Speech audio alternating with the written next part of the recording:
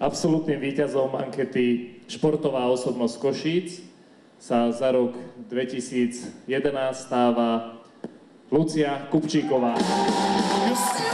Ale je to presne tak, Lucia Kupčíková, absolútny šok 2011. Poprosím Simply the Best a veľký potlesk pre Luciu z Good Angels.